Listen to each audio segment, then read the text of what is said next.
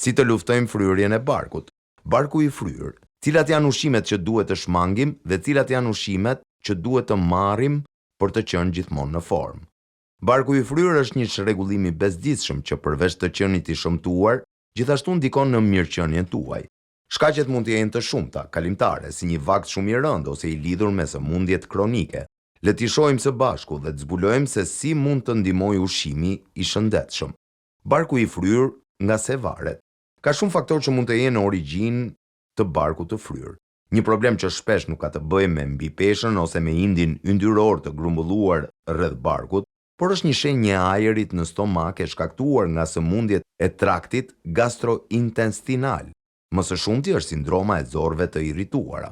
Edhe mungesa e tolerancës ndaj laktozës dhe sëmundja celiake, ndër simptomat e tyre më të zakonshme, madje edhe ëndja e barkut. Nëse dyshoni se vuani prej tij, merrni një provë për të siguruar dhe ndryshuar dietën tuaj në përputhje me rrethanat. Në mungesë të sëmundjeve, barku i fryrë mund të jetë një shenjë e zakoneve të këqija në tavolinë, mes tyre tendenca për të ngrënë ushqim me bollëk, ose për të ngrënë shpejt edhe për të mos përtypur mirë, duke shkaktuar vështirësi në tretje, rëndim dhe ëndje.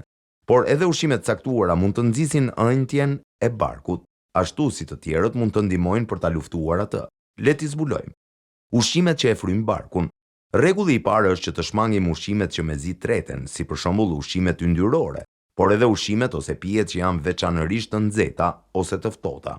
Nëse qëllimi është një bark i sheshtë, shmang edhe pijet gazuara, lëngje fruta, ëmbëlsira, disa perime të tilla si brokoli, spinaq, marule, lakër, presh, panxar, qep, patlıxhan, gështenja dhe fruta të thata, të cilat tentojnë të fermentohen me lehtësi të madhe dhe prandaj prodhojnë ajër. Kjo këshill është veçanërisht e vërtet për ata që vuajnë nga sindroma e zorëve të irrituara, të cilët gjithashtu duhet të shmangin bishtajoret, patatet, djathin e freskët edhe qumshtin. Ky ushqim është akuzuar shpesh për të qenë shkaku kryesor i ëndjes abdominale. Në fakt, tretshmëria e qumshtit lidhet me ndjeshmërinë individuale, laktozën ose përqindjen e yndyrës që përmban.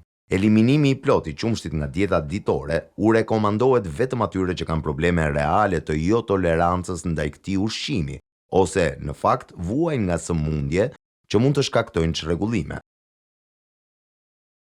Ushqime kundër ëndjes.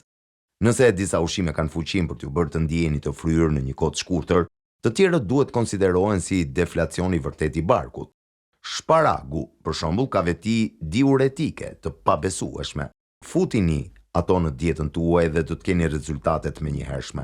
Edhe një sallatë e pasur me kastravec ka vetinë e pastrimit dhe do t'ju ndihmojë të eliminoni toksinat dhe mbeturinat. Ka ushqime të pasura me krip, të tilla si parmigiana, hareng, të cilat mund të bëjnë që stomaku juaj të mbushet, sepse ato shkaktojnë mbajtjen e ujit.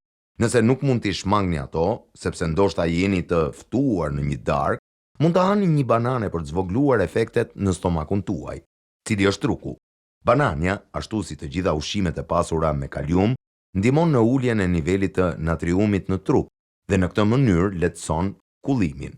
Dhe për të qëndruar gjithmonë të hidratuar pini shumë ujë, pasi është numri 1 edhe për të luftuar fryrjen e barkut. Mëngjesi me një kos grek, i pajisur me proteina dhe fermentime laktike, është një ndihmë e madhe për të lehtësuar tranzitin e zorëve dhe rrjedhimisht keni një stomak të sheshtë. Si një alternativë për shalqi, ju mund të zgjidhni rrushin e kuq, në gjendje që të zvogloj gazin e barkut edhe të shuajë ndjenjën e urisë.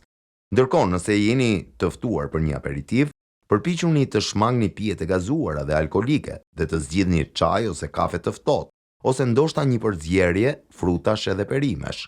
Transmeton Telegraf.